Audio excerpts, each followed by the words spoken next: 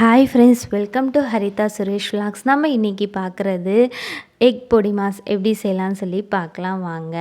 ஒரு கடாயில் 4 கரண்டி எண்ணெய் காஞ்சதும் கடுகு உளுத்தம் பருப்பு, இதோட 2 வெங்காயம் 4 பச்சை மிளகா வெட்டி வச்சுருக்கேன், அதை சேர்த்துக்கிறேன்.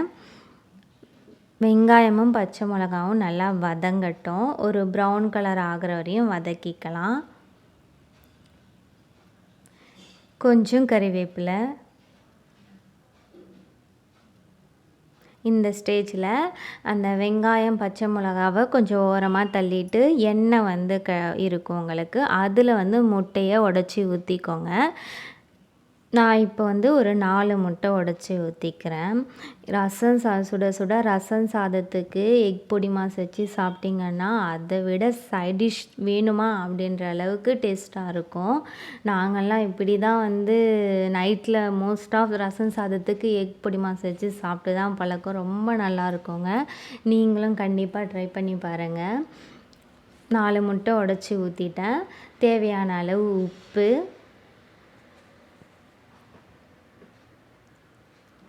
மிளகாய்த்தூள். நான் வீட்டிலே அரைச்ச மிளகாய்த்தூள் தான் யூஸ் பண்ணுறேன். ஒரு 2 டேபிள் ஸ்பூன் போட்டுக்கிறேன். இப்போது முட்டை கொஞ்சம் வெந்த பிறகு கிளறுங்க, ஸ்லோவாக கிளறி விடுங்க. நீங்கள் முட்டை ஊற்றினதுமே கிளறக்கூடாது. இந்த மாதிரி கிளறினீங்கன்னா உங்களுக்கு ஒவ்வொரு பைட்டுக்கும் சாப்பிடும்போது முட்டையோடு சாப்பிட்ற ஒரு ஃபீல் கிடைக்கும். அதனால் நமக்கு அந்த முட்டை தெரிகிற மாதிரி இருக்கிறதுக்காக நான் லைட்டாக கிளறி விடுறேன். நீங்கள் ரொம்ப கிளறிட்டிங்கன்னா அது ரொம்ப பொடி ஆகிடும், அது நம்ம சாப்பிட்ட ஃபீல் கிடைக்காது. அதனால் இந்த மாதிரி கிளறிக்கிட்டிங்கன்னா உங்களுக்கு முட்டை சாப்பிட்றது நல்லாவே எம்மியாக இருக்கும். அவ்வளோதாங்க, நல்லா முட்டையும் வறுபட்டாச்சு.